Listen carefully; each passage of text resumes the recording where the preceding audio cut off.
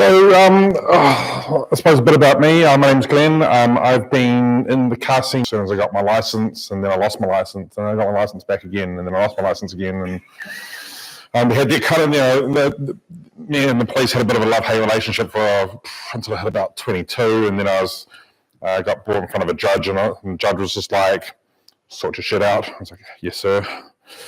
And then I joined a motorsport club and stopped being silly on the streets and started being silly in motorsport events. And I started off life with a Honda Prelude. Had everything from that to I had a 280Z for a little while to as life went on, the cars got more expensive.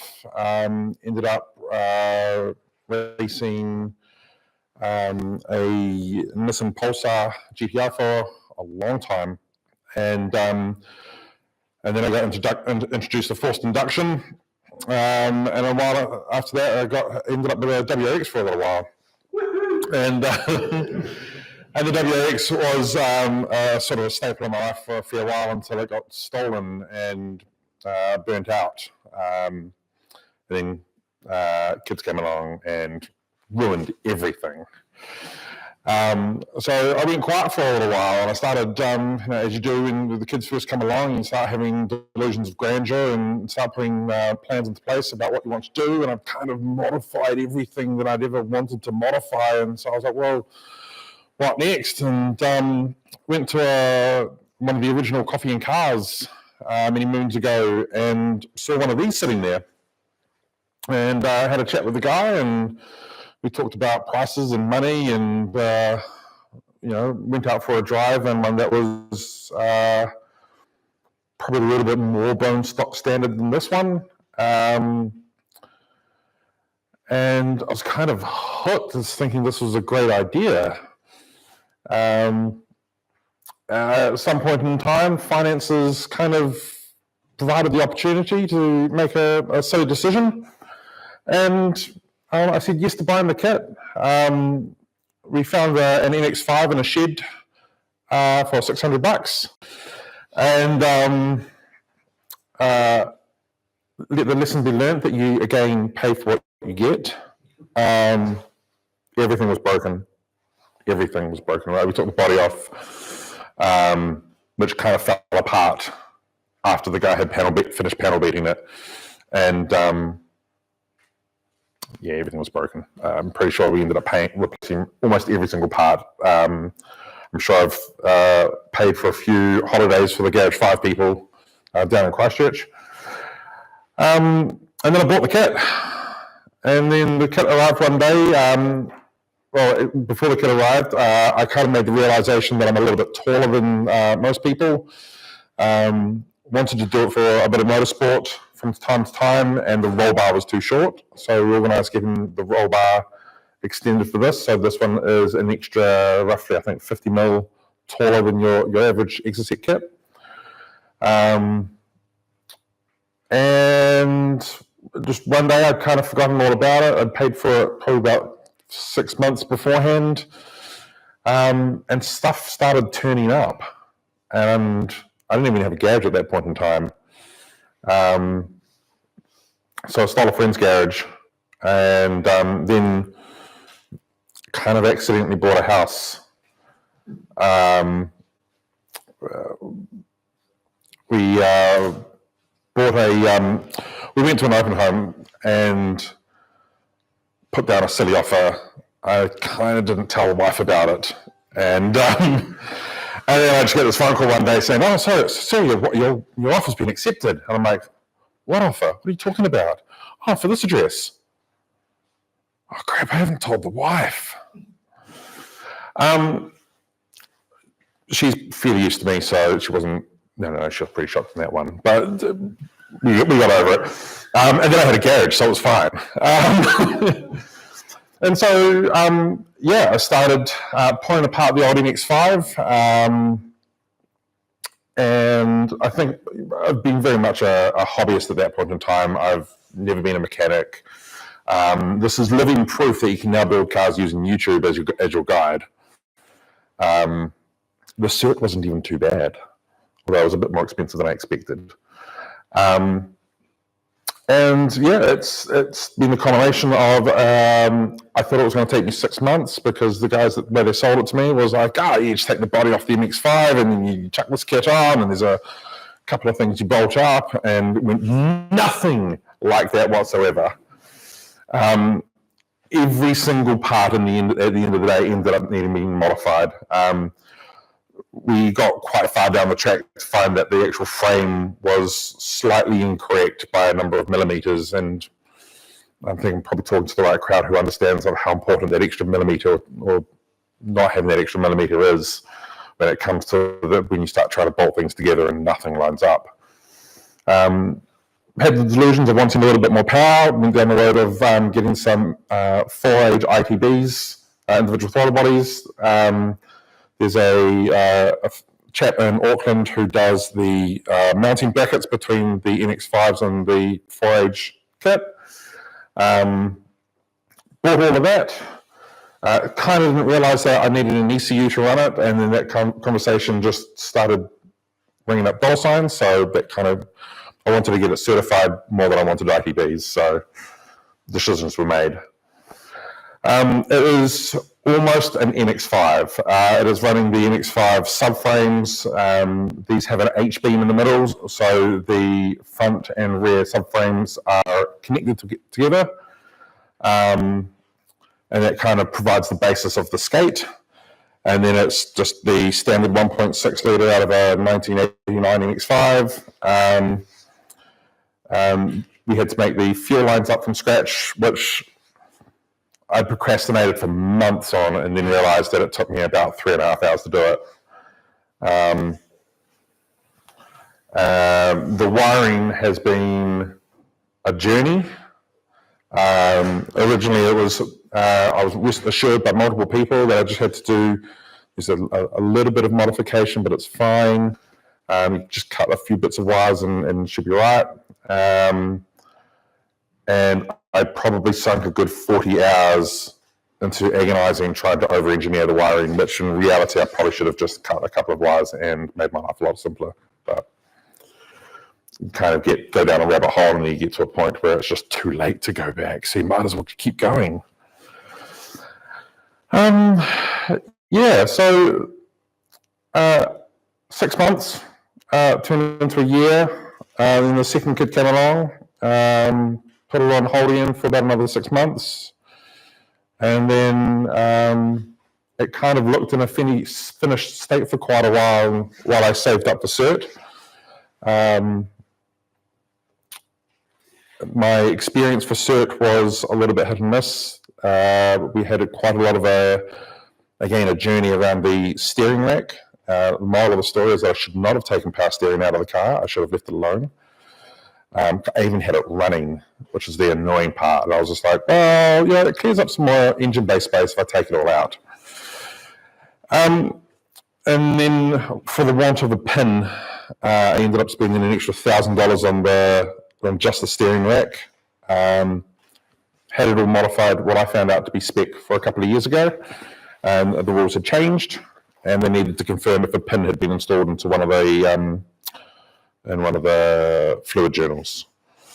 The guy that cut it apart did commend me on my fantastic welding job I did to it. And he said he was almost in tears when he was cutting it and realised that the only thing that was missing was a singular pin that cost 60 cents. And then still charged me $1,100 to get it all put back together again. Other than that, I haven't spent too much time on it, to be completely honest. I've been having a bit of a fight with the guards. They are only glued on with liquid nails. It's fine for most of the time until it's not, and then a guard starts rattling away in a way that's rather painful. And we're still trying to figure out the right amount of glue to suspension settings because the car is rather rigid. But it has been the most fun thing to drive on a nice day around Whitby, around the bays. I haven't taken it over the Rimtuckers yet or gone any further than Levin. Any questions? thought about even trying to use urethane to bond the guards on rather than do a bit more given it? Yeah, so I've kind of ended up in that idea at this point in time. I've also got a friend who's got a 3D printer, and that's, I suppose, the next journey has begun of how much stuff I can 3D print for this. And so we've been working up some designs for actually building some mounts into the guards that you can't see, but hopefully will provide a lot more strength in the guards. They just kind of shake themselves loose after a little while. Thankfully, they don't fall off. Nothing, touch wood, has fallen off yet. I do have, as some noticed, this headlight likes to sort of wiggle itself a little bit loose from time to time, but other than that, it's kind of holding together. Just be good, be good. Yeah, the engine at the moment is almost, apart from the exhaust system and the horrible little pod filter on the front of it, is completely stock. There are plans to make sure it doesn't stay that way. What stopped the ITB journey was the blanking kit to remove the brake booster. The angle of the firewall is different from the firewall on an MX5, funnily enough. And so the blanking kit ends up having the brake master cylinder sticking out of the bonnet. I haven't figured that out quite yet. I've got a friend with a rather large metal fabrication workshop. At some point, I'll talk nicely to him and convince him to make some modifications to actually a rather expensive piece of kit. But with me in it, 840 kg. And that's with a full tank of gas as well. It's got 100 horsepower to its name. It grips the road absolutely beautifully until you ask it not to, and then it lets go of the road rather happily. One thing that has amazed me with it is its ability to, I don't want to say behave, but you do what it will do what you ask. If you want it to be a little bit silly and have a little bit of fun, it will quite happily oblige.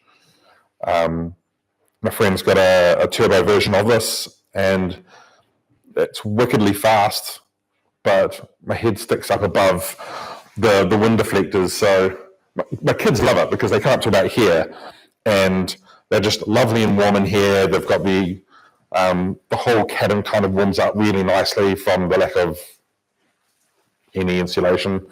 And the happiest can be, whereas I'm sort of sitting up here and I'm just getting the bugs and the stones and the water and and when you apply an extra 200 kilowatts to it, it stops being fun rather quickly. Although I imagine it'd probably be better if I had like an actual helmet on. And I think at some point in time I'm going to go on a fairly long road trip with it and make sure I actually have a helmet with me, because I'm still paranoid even just driving from Nio to here, like waiting for that rogue stone. I've lost a couple of windscreens to that, and I just don't want it in my face. What pressure do you on your tyres at? That's a really good question. So probably the silly thing to start with and left them at normal car 32. Try like 22. So yeah, I've slowly been dropping them down. They're sitting at about 28 at the moment, I think. I've got a little 7, which is 600 odd kilos, and that's only 19. Okay. And it works way better than it did with much higher. These guys can probably tell you more, but I think maybe 20, 22. 24 in my set. About the same way. Go down low 20s. So that does. The one thing I did spend quite a bit of money on was the suspension. So when I took the bone stock version of this out for a drive, they had the standard MX5 suspension, and I got to learn rather quickly about if I want to be enjoyable to drive, I needed to not have the MX5 suspension. It did the job, but it did not feel nice. So this has got just some custom-made XYZs preloaded for the weight of the car. They were ordered as part of the kit, but they added on, I think, about an extra $3,000 to the kit. The cost conversation. I don't think you can find an MX5 for $600 anymore, so that'll probably be a little bit more expensive nowadays. The kit itself was $16 plus the suspension. I've probably spent about 4 to 5 on things. Replaced the horns. The exhaust was custom made. I probably don't even want to know actually the list in my head, but the wheels and tires were $1,500. I think I'm sitting at about. I probably would have rebuilt the motor first. I think while I'm sort of living with my sin for the moment, the $600 MX5 motor was not in a healthy state. And the other thing I would have definitely invested a lot more money in is, after I've done it, is the wiring loom and ECU. The MX5 wiring loom you can make work, and I've made it work, but I'm chasing issues all the time. It's been the one thing I have not enjoyed about the build, is the wiring. Are the issues coming from the splicers? So it's acting like I haven't grounded everything. Yeah. There's only 6 grounds, so and I've checked them many a times, but when it's trying to indicate, the rev counter is kind of going like this, and both indicator lights turn on. There is an electrical gremlin somewhere, and I have spent hours trying to find it, and I'm sure I'll spend a few more yet. A lot of the Americans use aftermarket fuse boxes for them, which I was recommended to do, and I didn't. And it's been sort of suggested that my fuse box might be causing me a lot of the problems.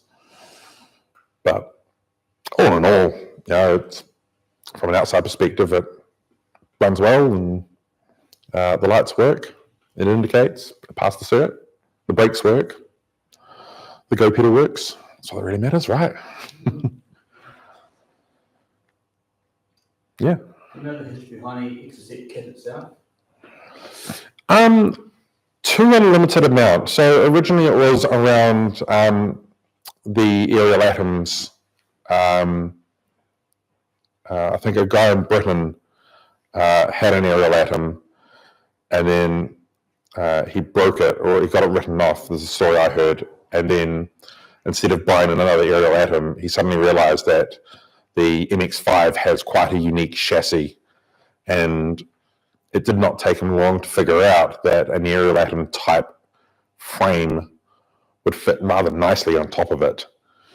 And after a few iterations, Exocet in the UK was born. And I think that happened in the mid-1990s. I don't know how it came to New Zealand. It was in New Zealand for about, I think it's been in New Zealand now for about 10 years, maybe a little bit longer. I think there are 68 chassis in New Zealand. I think about 20 of them are on the road.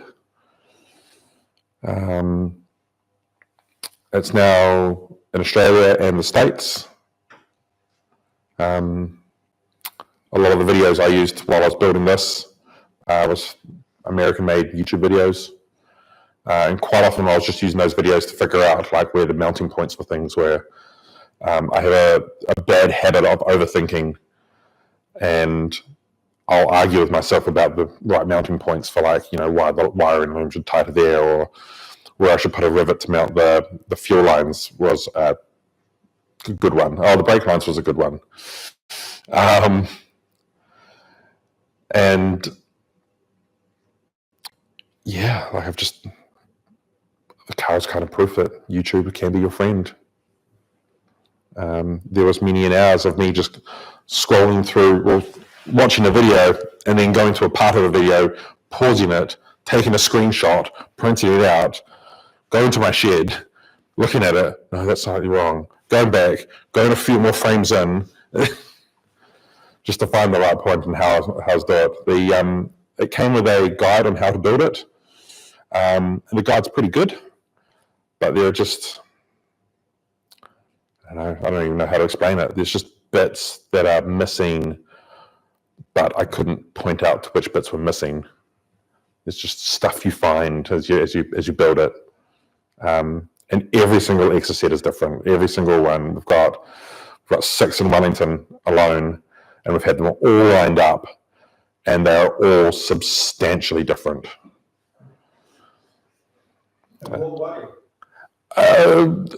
Just decisions. So I went for a wiring tray just to kind of like shovel the wires in, and just the original intent was to put a lid on it so no one can see the horrible job I did in that. I didn't do that in the end. One of the guys has his I have no idea why, but his fuse block sits down in the front wheel well. One of the guys, one of them has spent absolutely thousands on building the masterpiece of a wiring loom, because he got sick of throwing or of chasing gremlins, and then just threw large wads of cash at the problem, which I don't have at the moment because cert. You'll see a lot of them with different headlights. So one of the common things, and funny enough, the headlights have kind of grown on me, but a lot of them will get cert with these headlights and these indicators, and then go straight into ripping them off and replacing them with LED variants. The LED variants will get you a wiring fitness, but they won't get you through cert. There's one up in Auckland that has a sound system in it, which is brilliant. And I want to do it too. Yeah, so you can get you can order in marine speaker enclosures, and they actually look really cool when they're mounted, like basically here. Thought it would just be funny, really. I do. Serious question, mate. Why don't you have underlight? The boom booms, you kind of need some strobe lights. Oh no, that's fair enough. That's fair enough. My wife kind of teases me about it for a lot, because I did do it too. We had a little tour to BB for a little while, and doing the usual pick apart scrounging, I found a full LED kit under a Corolla, and I took all of it and I installed all of it. We don't have the BB anymore. Her brother-in-law now has that, because for some reason I was told I had to sell it. It was not an approved vehicle. But it's on the road and it's road legal and it's great fun to drive, but I don't think it'll ever be finished. I'm still trying to grapple with the ITB idea. I've been talking with a tuner down in Queenstown about it. I don't think we have any MX5s in Wellington or in New Zealand that have ITBs on them. No one seems to be silly enough. The consensus is that if you're going to spend $5,000 putting ITBs onto an MX5, then you might as well just go forced induction. It's actually cheaper. But I just want it loud and rowdy, and I built it for fun. Didn't build it to be the fastest thing. In all of my race cars, I had forced induction for a little while, and I loved it. but I always found myself back to, FXGTs and the Honda VTX. I just like living at the other end of the rev range, and doing that with 200 kilowatts in a car this size is just not actually a pleasant place to be. Like, it'd be great on a straight line, but I look forward to hopefully not causing any problems on Rimtucker Hill. But that's kind of what I wanted to build it for. You haven't mentioned racing it, Glen. Is that part of the plan with It was, and it kind of still is. With the regulations changing at the speed they're changing, I'm already exempt from a lot of races that I wanted to do, because I don't have a full cage.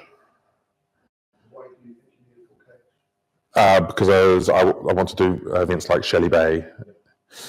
You can come racing these all four categories. Oh, really? That'd be kind of cool. I hadn't really thought about it too hard. I've been focusing on getting it road legal and having fun on the road with it to start with. It's not fast, but it is a lot of fun. I can't not smile when I'm driving it. Although I was a little worried today with the absolute beautiful sunshine today, and then I had to message Pat because between 7 p.m. and 10 p.m. it was supposed to rain. And when the cloud came over Petone at about 6:30, I was like, oh, here we go. I'm going to have to pull out because I don't want to drive this in the wet. I have driven it on wet roads once and had the time of my life. My wife was not appreciative, and she has not been in it since. Her idea of fun and mine seems to be rather different. But you've got kids. Yep, and they love it to bits. The 11-year-old wanted to come out tonight and got told no, it's too late. But they're always trying to come up with excuses. They were trying to build a roster about, in summer, who gets picked up in the Exocet on which day. So it's definitely a hit. Does it still go up and have the manners of live DMX1? Does it still as its base, or is it back to like a camera or like a sort of like what's it? I didn't get to drive the MX5 much, so I don't really know. It's definitely solid on the road, and even though I've turned the suspension to not all the way solid, but getting pretty close to it now to try and just stop the guards rattling off. Yeah, I would say. I remember driving the other one that had the MX5 suspension in it. It didn't feel nice. It wasn't a car that I would, I suppose, trust for very long. I had to put the aftermarket suspension in it. But like I said, you can go around corners at almost any speed, and it's weird to say that, but you can feel the point where it's happy and it's planted and it sits on the road around the corner perfectly happy. and then if you want to push Past that point, and you go sideways around the corner. So I'd say it's probably more twitching than an MX5.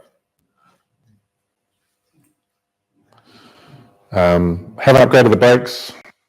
They're all stock standard. Doesn't feel the need to upgrade it at the moment.